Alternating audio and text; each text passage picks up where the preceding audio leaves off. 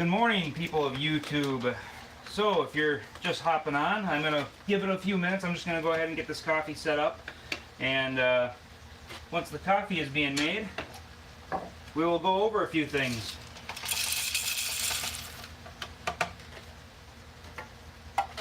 Going to make it nice and fresh this morning.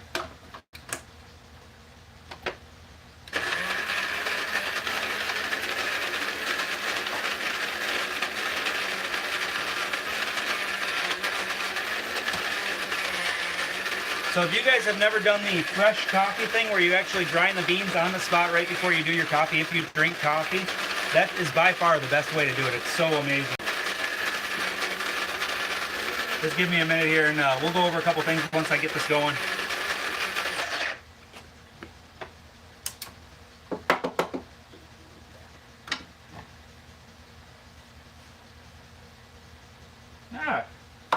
I think somebody turned my dial down. Yeah, they did.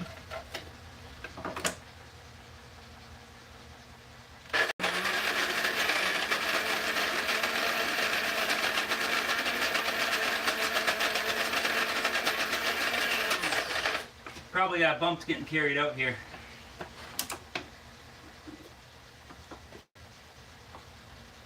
Didn't look like quite enough.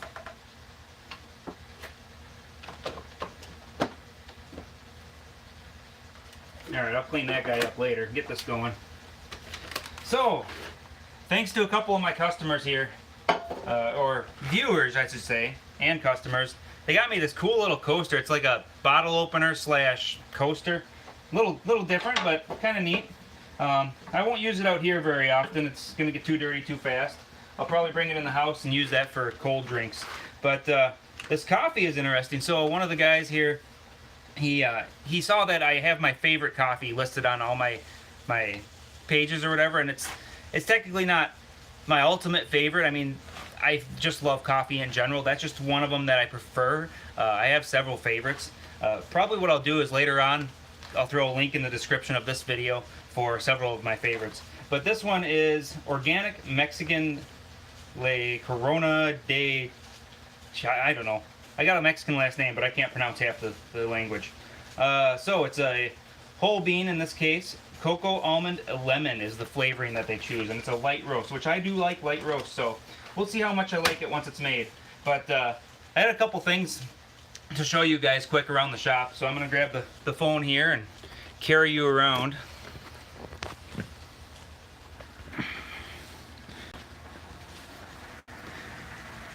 If it gets glitchy, be sure to throw me a little message here. Let me know. So this guy here, you guys remember this one, I'd imagine. I just want to give you guys an update of where this one sits right now. It's actively misfiring on 2 cylinders, so it's a 6-cylinder at the moment. And what I've done, turn on a light here. I have a coil unplugged and a injector unplugged, and I have that on 2 cylinders. There's one over here as well. Can't really see it though, but it's unplugged. And those cylinders that are unplugged are the ones with the lifters that are collapsing, and it's because of, I believe, the paws are locked up inside the lifter. So I'm running it with automatic transmission fluid in the engine oil right now, trying to flush it out. I ran it for about 3 hours yesterday.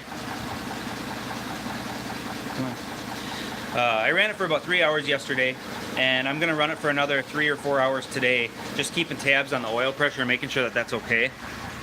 And here's the flashy engine light and all that jazz going on. So you can see the oil pressure is actually quite low. So I might have to change the filter out here soon. It looks like it's getting a little bit lower than it was yesterday. Not by much, just a little bit. But it's definitely a little bit lower than I want to see. And all the rest of the gauges are looking good, minus the flashy engine light that you can't really avoid. So I suppose I've never really shown you guys what I do for exhausting the exhaust out of this garage. See the hose going out there? Well, if I just did that hose, the fumes would get past where the hose connects. So I have another solution in order for me to solve that. Let me know again if it's glitchy. I'm moving pretty fast right now. And we're gonna run outside quick to show you what I do to exhaust this fume action. Coffee's just making away.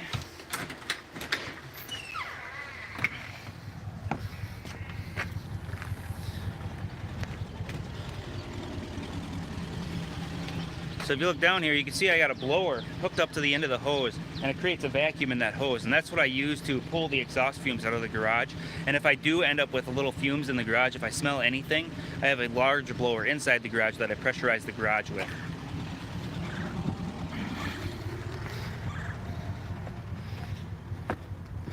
Can give you guys a little sneak peek at one that's coming up here. There's another one of the performance vehicles I'm going to be working on. I might just do a live stream on this one when I'm doing what I have to do is a torque tube on it. So I may end up doing a live stream because I'm going to be doing a little bit of drive shaft repair type scenario on it. And maybe what I'll do is, if you guys want, a live stream when I actually do the tear down of the components to see what happened to it. So what he thinks has happened, the customer thinks, is that the bushing is torn inside the drive shaft where the drive shaft hooks to the different yokes, and we're going to be going to a solid drive shaft. But that's going to be a little ways away. It looks like the drive shaft is 3 weeks out. We'll see if it's actually 3 weeks out or not. All right, thank you, Original Waka, for that comment. I'm going to go ahead and shut this vehicle off quick. That thing is loud. All that clacking. Sounds a lot better than it did before, though. It had some nasty, nasty surprise action. Check this out. Let's see here. I should just wait through the video edit, but I can't. I can't wait. I gotta tell you guys.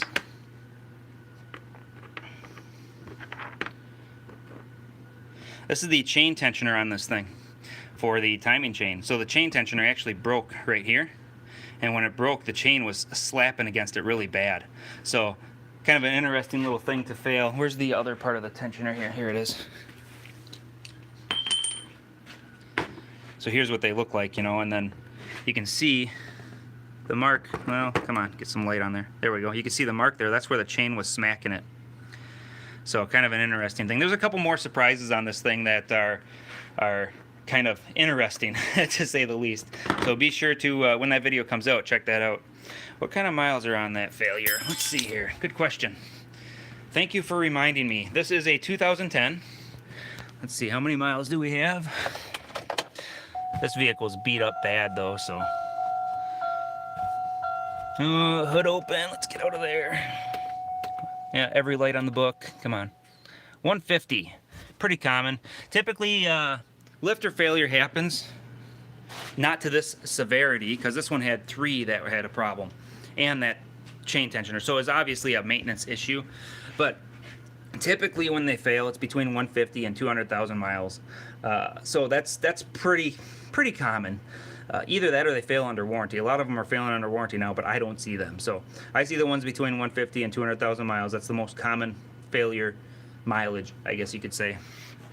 The one that's outside right now, let's see here.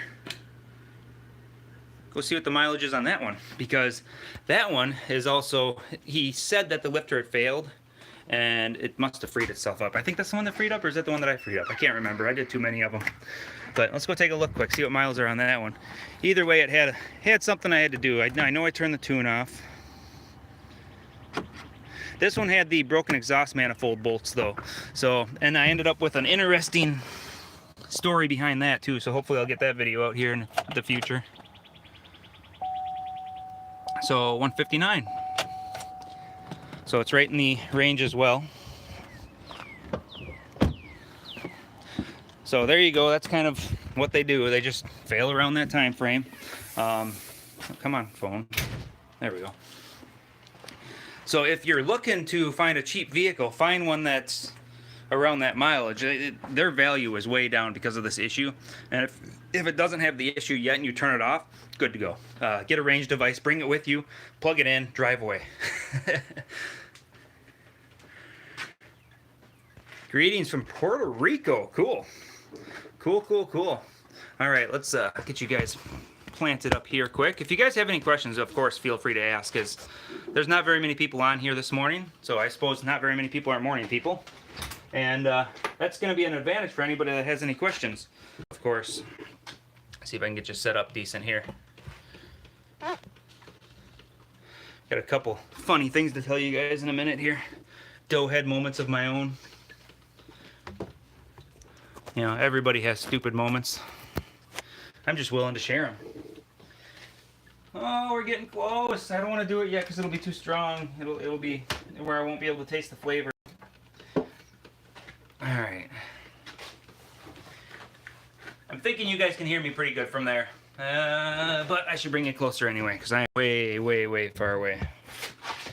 Hang on here. All right, there we go. Okay, so YouTube. I have been wondering for a very long time, am I ever going to get paid for those advertisements I finally put on there? And I kept seeing the estimated revenue pop up, etc., etc. Well, my channel became popular fairly quickly, and so I never understood how to properly set it up. Apparently it's linked with Google AdWords, and I forgot to, I never finished filling out the AdWords. I thought I had it filled out, but I never had it finished filling out. So I literally just got paid for the last 4 months that I've been wondering, am I ever going to get paid? Because I thought, in their policy, I swear they had a 90-day thing, which would be 3 months. So I thought, okay, so I got to wait 3 months to get paid. After the 3rd month, I'm going, what's going on? And the 4th month, I go, okay, something's wrong here. And I started looking into it, and sure enough, now I got a huge lump sum payment. So what I might do is I might invest in a camera. It's actually, this YouTube thing, it doesn't pay well at all. There's no good pay at all. I'm making much more money doing work for you guys, the ones that don't do the work yourselves. But the YouTube thing, it's kind of a cool gig. How it works is pretty neat. And the ads, so I guess I get X amount of money from those ads. I don't know, I'm sure it's a very small portion. Then YouTube takes 40% of that as well, which is really silly. At least that's the rumor. And then I get the skivvies of what's left over. So it's interesting. It's very interesting, and I'm watching all these little patterns and trying to figure things out. The one funny thing is, though, watching what's called the algorithm and paying attention to how the algorithm works, it seems like these live streams don't do well for me. So I've done 5 live streams in a row now, and I don't know if it's because they don't get liked as much. I'm not sure why, but for some reason the live streams are not bringing in a lot of views, which is interesting. I just noticed it, and I think it's maybe because there's not as much information in the video. So if you guys have any opinion on the live stream versus regular videos, as to maybe an explanation to it, maybe you guys prefer, let me know. Let me know if you prefer the normal full videos, because I'll just have to set aside a little time, even as busy as I am, to try and do that and figure that out. So, out of curiosity, if you guys are coffee drinkers, what kind of coffee do you like? Make sure to leave a comment below. Let me know. Hit the thumbs up if you're definitely a coffee drinker. I'm gonna give this coffee a try. Hey, this is the first time. I just opened that bag this morning. I got it yesterday from the customer. There we go. He's one that bought a tool.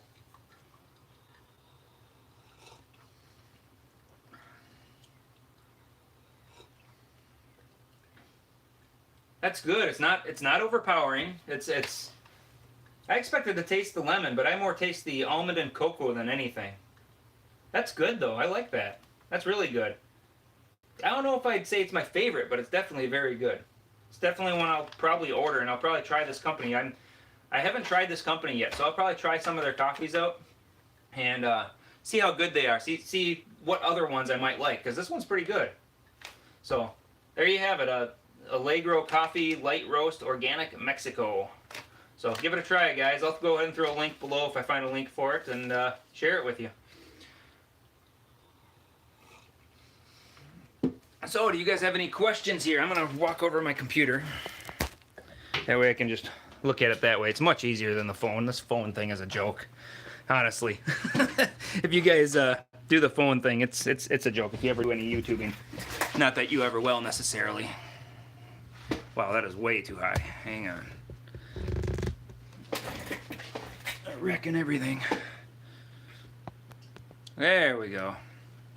Alright, let's see. I gotta refresh this page. It's much easier to look at the questions on here. Live now. Of course, it's going to make my noise. I'm going to hear myself. I'm delivering savings. Stupid commercials. Yes, I just called my own commercial a stupid commercial. Sorry about that. There we are. Okay, let's turn it off HD because I don't want to slow you guys down. My internet sucks. And shrink it down. There. Alright, so we got... He'd be in for the live stream on the Corvette. So that's good. I will definitely consider that. Let's run the failure. Greetings from Puerto Rico. Wow, you got all kinds of different emojis and symbols in that comment. Currently doing one of these. So from Samuel. Had one of the normal lifters fail. Had one of the normal lifters fail and damage the cam. That's fairly common. The roller probably got stuck. I'm going to do the DoD delete with a new cam for it. Are you going to upgrade the cam? Because that's, if you can afford to do a upgraded cam and get a tune done, it makes an insane amount of difference on the way the vehicle runs. The vehicle runs just incredible. I've noticed some of the live stream. Oop, whoa, where do we go? Moved on me. Are hard to find. You have to search particularly for what you're looking for. Okay, so that's probably I'm probably gonna have to get better on the keywords for the live streams. I don't know. I have to pick a subject, I guess, and I have to find a way to do it that way. When you're searching for the live streams, are you doing it from my channel or are you doing it from the brain fart, from the main search page? Because if you're doing it from the search page, that's definitely going to be harder to find me. But I should get better at the keywords as well, so the search page works. You know, if you hit the notification bell, that's going to be the biggest advantage you can get, so then you'll know when I post something. And that's going to be helpful for the live stream, since I do a considerable amount of live streams, especially lately since I've been busy. And speaking of that Adam Holmes, he is one of the customers that is here right now. So FYI, guys, thank you, Adam, for joining in. I like both formats of videos from Original Waka. One of my favorite things about your channel is that you just bullshit with us. You're not overproduced, and I appreciate it. Thank you. Yeah, I definitely don't care to BS a little bit. And hopefully I'll have more time to do more of it in the near future. But for now, I am just slammed to high hell. So you guys enjoy doing outdoor sports things or anything? What do you do for a hobby? Let me know. I'd be curious just to find out if you guys enjoy that kind of thing. I'm gonna go get my coffee cup. I forgot it. Gotta have my coffee.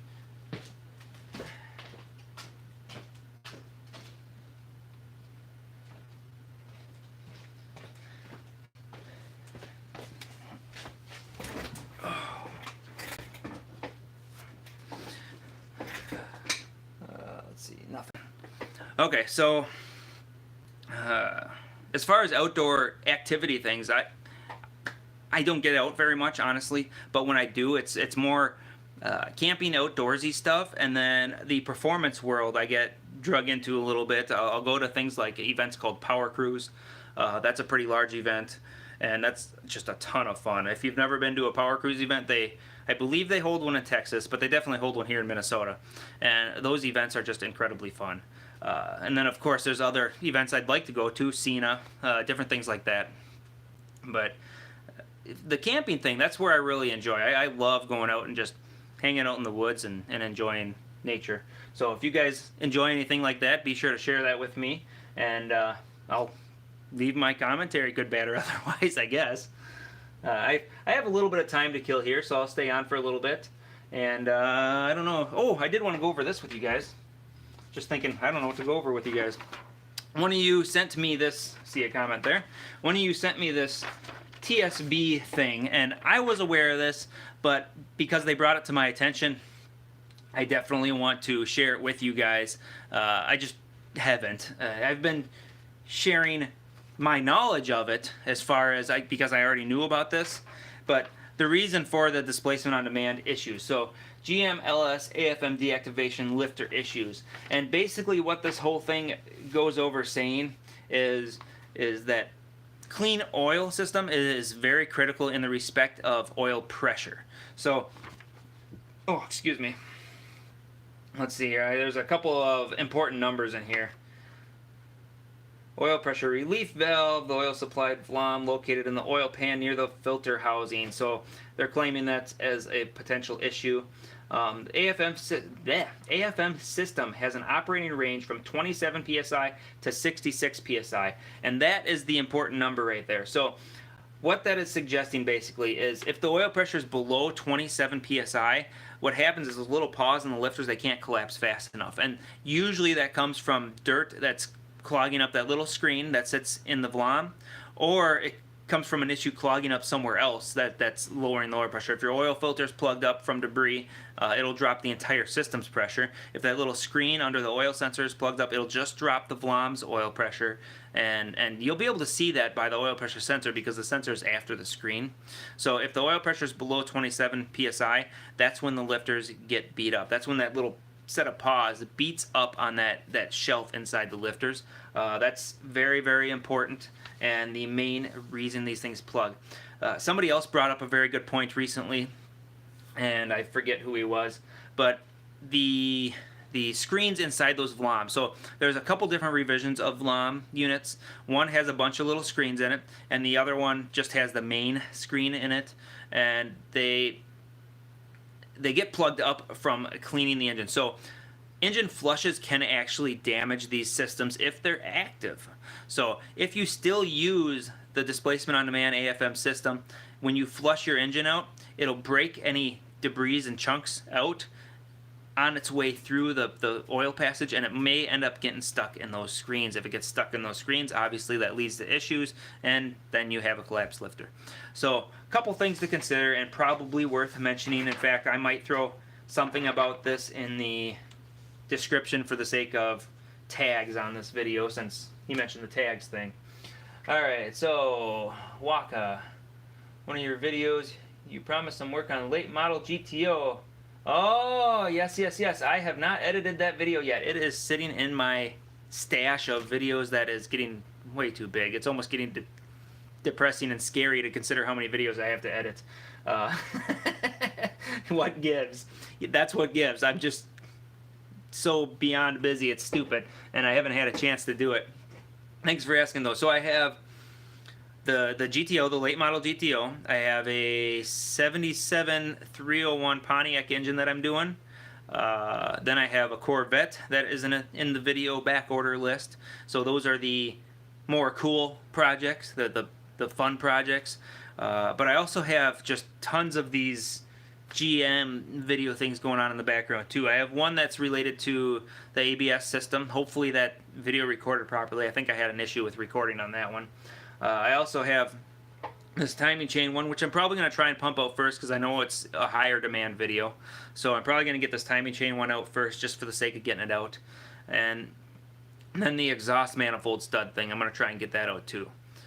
How is it going? It is going crazy, Mick Shiznit. Yeah, I don't even know where to go with that. I'm just so busy. But busy is good. Busy is very good. I'd much rather be busy than twiddling my thumbs and only editing videos. It'd be nice to have that balance. You guys know what I mean? Balance in life is pretty nice, but it doesn't happen very often.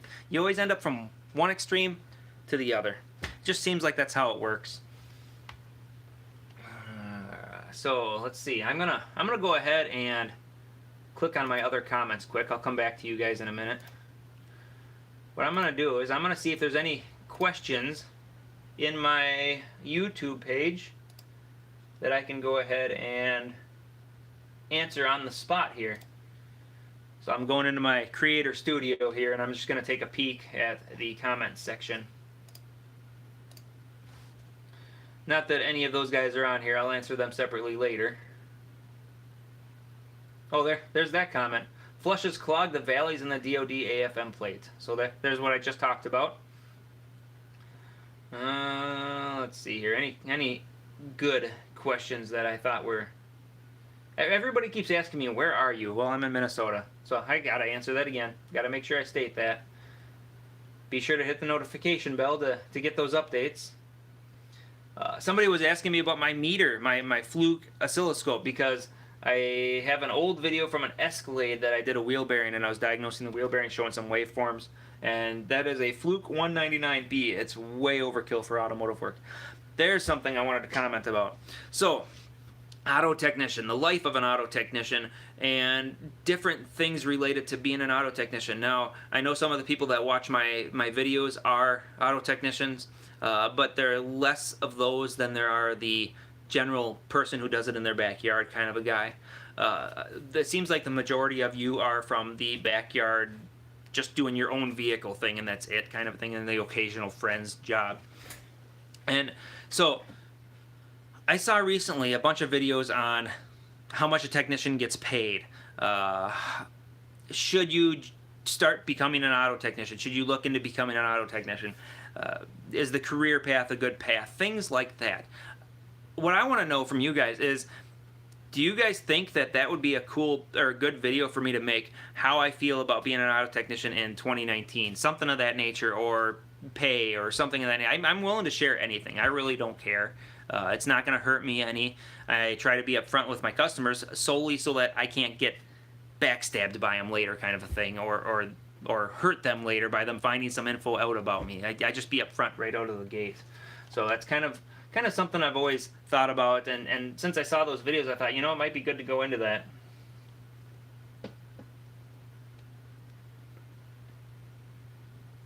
The pickup tube, McDeshiznet is mentioning the oil pickup tube. Yes, that is a very common failure as well, though I've only seen one. I only had one. And aside from that, it surprises me because I hear about it all the time. So I don't know if I'm just lucky enough not to have them. I don't know. This vehicle, though, when I pulled the oil pan and pulled the pickup tube out, the O-ring was very, very squished. It was squared off. It's worn. Even though it doesn't wear against anything, it was just squeezed from being in there so long. I mean, when I pulled the pickup tube out, it just kind of came out really easy. It wasn't very hard at all. So I'd imagine that one might have done it soon. Maybe. Jeffrey Myers says, that would be interesting. So the technician thing.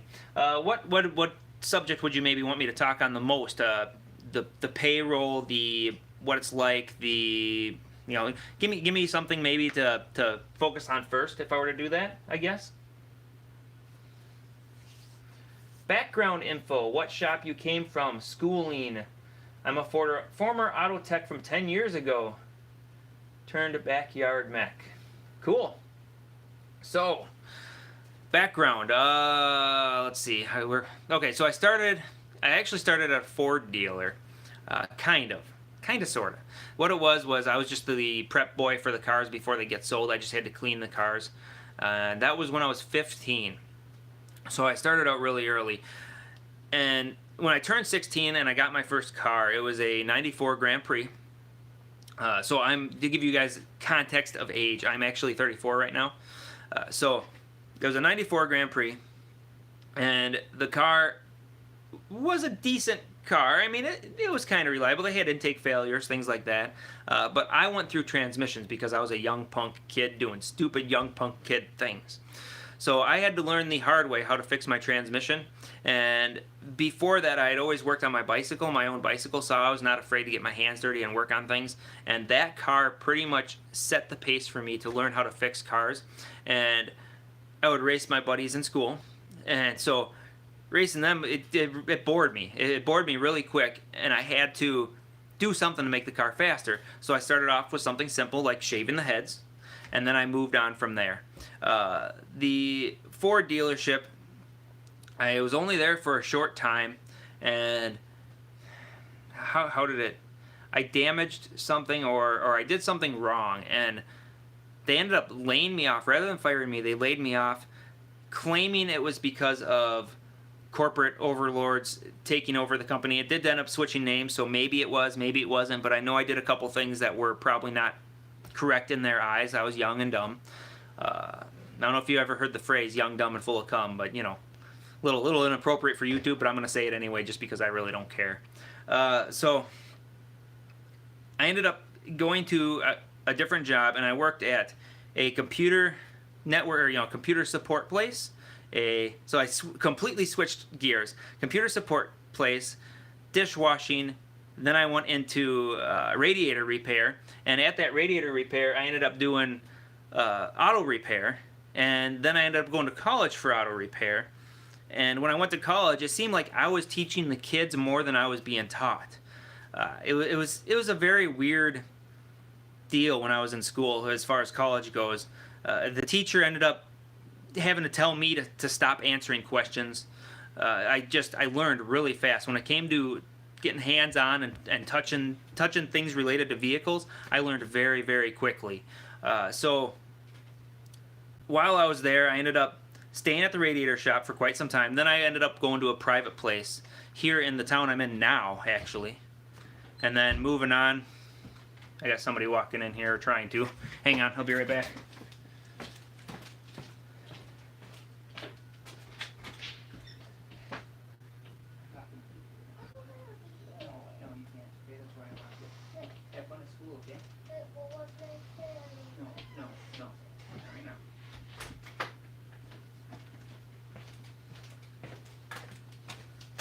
Alright. Sorry about that. Okay, so where was I? The radiator shop, and then I went to the private place. So I went to the private place, and at this point I had made friends at the college, and they all split up, and some of them went to work in the auto field too. So I was communicating with them on what I was doing versus what I was getting paid versus different various things, and I found out I was pretty much getting hosed at the place I was working at. I was getting very, very minimal pay. The owner was very dishonest, we'll put it that way. So I called him out on it. He wasn't willing to do anything about it. I tried doing it politely, and so I said, okay, then I'm going to quit. And I ended up working for a place called Bobby and Steve's.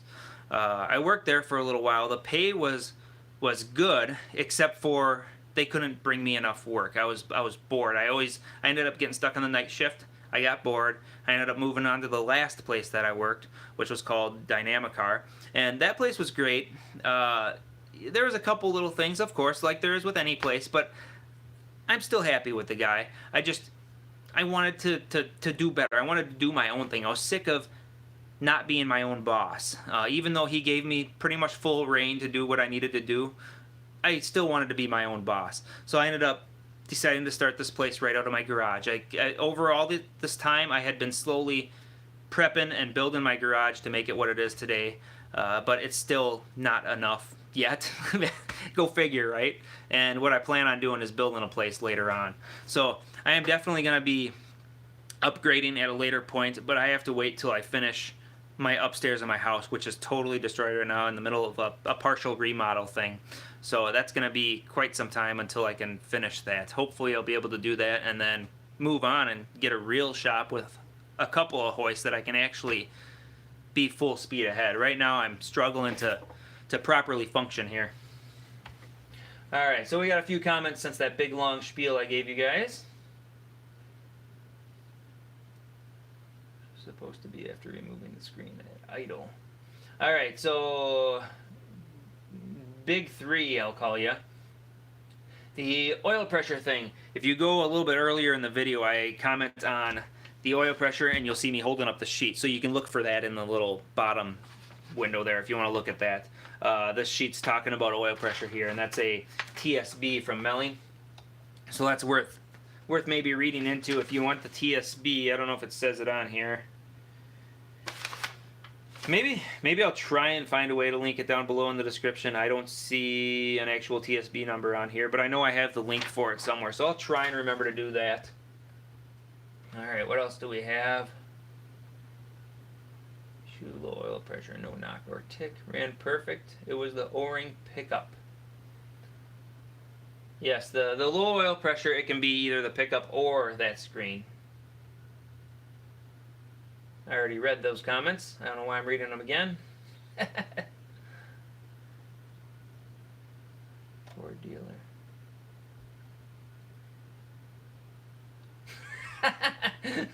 Nice one. Ford dealer. It's a GM world. You damaged all the Fords good. Yeah, no kidding.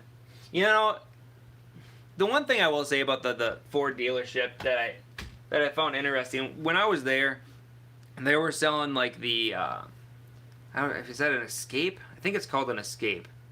Or no, it's an Explorer. It was an Explorer. The Explorer that looks like a pickup.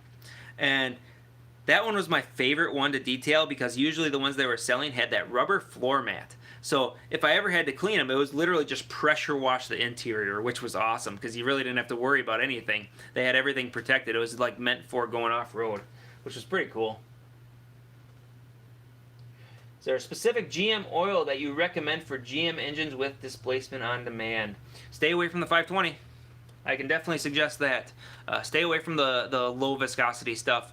Make sure it's thick enough. 530, 540 if you have to, or 1030 or something of that nature.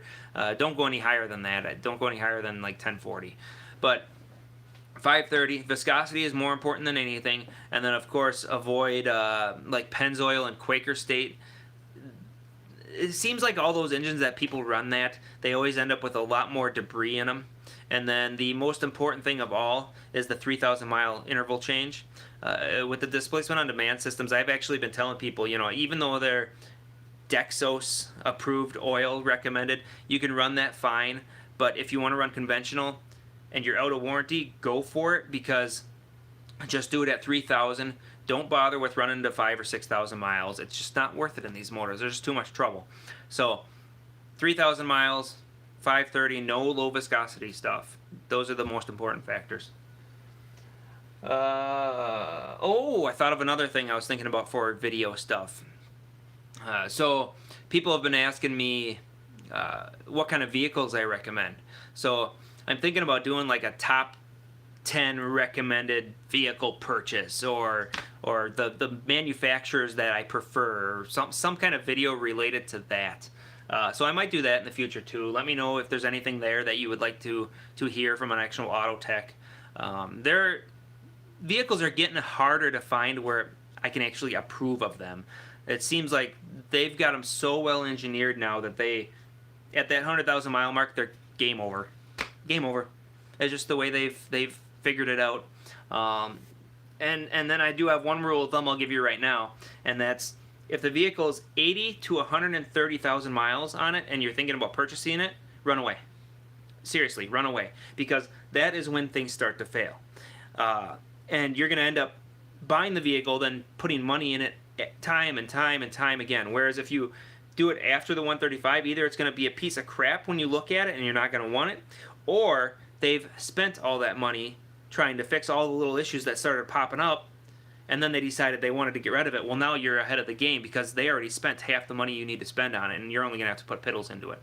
So mileage, that 80 to 100,000, as long as the vehicle is taken care of, those are, after that 130,000, that's where you want to buy them. All right. How about favorite cars that you've personally owned over the years? I haven't owned that many cars. The funny thing about me is I really don't own much cars. I drive them till they're totally destroyed. I mean, I go until there is nothing left to have. I can't even sell them anymore. They go so bad. That 94 Grand Prix, when did I get sale? So I bought it when I was 16, high 15, low 16. And I had that car until, holy crap, probably 27 or something. So I had that car for like 17 years. Or, no, 11 years. Wow, my math is way bad. Anyway, so I had that car for like 11 years. And being a young punk kid, I beat the ever-living tar out of that car. I took everything apart. I put everything back together. I ripped the interior out. I redid the interior. I went around corners, hitting curbs, ripping suspension parts off. I just beat the tar out of that car. So that's one car I had. And you know what? The funny thing is, that era of GM car is kind of my favorite for my personal self. I don't necessarily recommend it for other people, but the fuel economy on those things was incredible for what they were. They get 33 miles to the gallon on the highway, and it didn't take much, especially mine did. I did a swap from, originally that Grand Prix had a 3100, and I did the 3400 from a newer model GM, and I swapped it into that car, and that increased the fuel economy 3 miles per gallon. So that was kind of cool. I have a Fiero. That one is sitting in storage for the longest time. Now it's over at my brother's place. It's just, I don't work on. I need to. It's a project car. I never even got close to finishing. Then I have my little BMW 318 Ti. That's a very cool car for myself, but that's a toy, and that's all that is. And then my favorite car for reliability is my 2000 Nissan Maxima. And that Maxima has been so good to me. I bicker about it all the time. I call it the Maxi Pad because it's bleeding all over the place. The rust is just bleeding everywhere. It's probably going to break in half, and that's when I'm going to get rid of it. So I'm driving that one to the ground too. But that thing's 287,000 miles on it right now, and it runs like a champ. I put a transmission in it once, unnecessarily, and that was it. Aside from that, I did timing chains, I guess, but I did timing changes because I had the whole drivetrain out. I thought, well, perfect time to do it, and that was 90,000 miles ago, I think. So I've had that car for about 120,000 miles, and no, it wouldn't have been that many. About 100,000 miles. Yeah, I put it in shortly after I got it. My brother had the car before that, and then somebody else that I knew had it before that. So it's been around for a while. Bring the Fiero on the video series. Well, I would if I get back to it again. It's an 85 Fiero. I put a roll cage in it. I converted it to a 3400 GM engine. And I put a bunch of time and energy into it. I did a full... You can't really call it a frame off. I mean, there's a subframe, but I took the whole, just what you see going through the manufacturing plant on that big deal where they're painting the main body, the main unibody. I took it down to that, sandblasted it, painted, did the whole 9 yards on that thing. That was a long, tedious thing, and I did that when I was 17. So that's how long that project has been going on, and I just never finished it. As soon as I moved to this house, I pretty much stopped working on it. I really didn't work on it much after I moved. It doesn't have that horribly long to go, and maybe I'll get back to it now that my brother bought his own place. Maybe I'll work on it over at his place, but I need more garage before I can really, truly get at it. Chevy. I had every Chevy except the Corvette. 420,000 was the most miles on my '02 Suburban. 384 on another Suburban. I love LS. He says LSX, but LS motors, basically. I do have a Corvette that I bring on the channel every once in a while. It has the LSX in it. That motor that I built, he bought the LSX block. I wasn't as impressed with that LSX block as I expected to be. The metal is soft. It's kind of buttery. I'm gonna call it. And the oil ports weren't as big as they should have been. I expected better from a performance block. Even though it was GM, I expected a little bit better. Their parts have really gone downhill. But admittedly, it does hold up. They do work. And to see over 300,000 miles on a GM vehicle with a V8 is not uncommon at all. I see them all the time. It's pretty darn common. Usually people end up spending a lot of money on transmissions or differentials, things like that.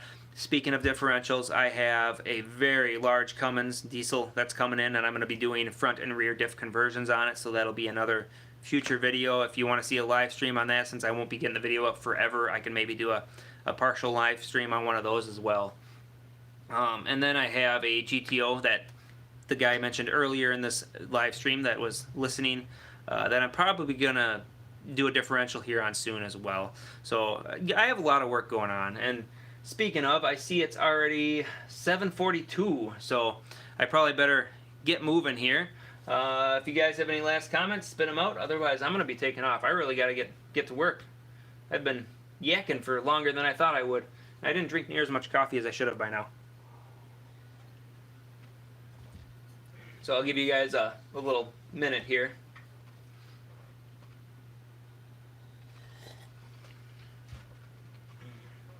Okay, we look pretty clean and comment free. Looks like I covered pretty much everything.